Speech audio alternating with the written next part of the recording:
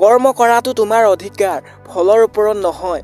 এই বাণীটো মানুহৰ জীৱনৰ আটাইতকৈ বাস্তৱ আৰু মুক্তিদায়ক সত্য। মানুহৰ হাতত সদায় ফল নাথাকে, কিন্তু কৰ্ম সদায় তেওঁৰ হাতত থাকে।